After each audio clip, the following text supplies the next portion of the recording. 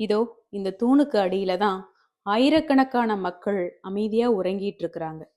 ஆமாங்க. சுனாமில உயிரிழந்த ஆயிரக்கணக்கான மக்கள இங்க தான் புதைச்சிருக்கிறாங்க.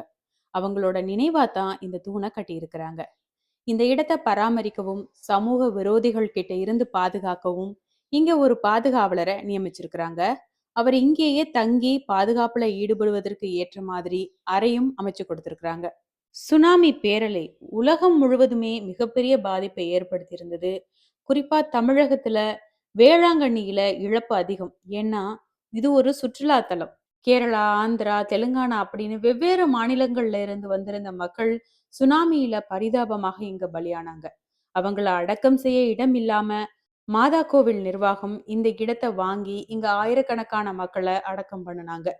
பதிவுல ஆயிரக்கணக்கான மக்கள்னு சொன்னாலும் இங்க பாதுகாப்புல ஈடுபட்டிருக்கக்கூடிய ஐயா என்னவோ தூண் இருக்கக்கூடிய பகுதியை தாண்டிய குறிப்பிட்ட சில பகுதி, பின்னால இருக்கக்கூடிய இடுகாடு எல்லாத்தையும் சேர்த்து லட்சக்கணக்கான மக்களை இங்க அடக்கம் செய்திருக்கிறதா சொல்றாரு.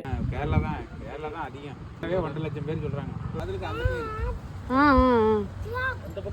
ஆண்டுதோறும் இங்க அமைதி நினைவு ஊர்வலம் நடத்தி துக்கம் அனுசரிச்சு மும்மத பிரார்த்தனை செய்வாங்க.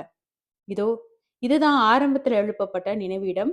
அதன் பிறகுதான் இந்த தூணை கட்டியிருக்கிறாங்க. சுனாமியோட பாதிப்பையும் இழப்பையும் சந்திச்ச யாராவது இந்த இடத்துக்கு போனா நிச்சயமாக ஒரு துளி கண்ணீராவது சிந்தாம திரும்ப மாட்டாங்க. ஏன்னா அந்த அளவுக்கு மிகப்பெரிய பாதிப்பு அதை ஏற்படுத்திட்டு போயிருக்கு. உங்க நண்பர்கள் யாராவது வேளாங்கண்ணி வர்றாங்கன்னா இந்த இடத்த மறக்காம போய் பார்த்துட்டு வர சொல்லுங்க. அவங்களுக்கு இந்த வீடியோவை ஷேர் பண்ணுங்க. அப்போ நான் மற்றும் ஒரு வீடியோல சந்திக்கிறேன். பை.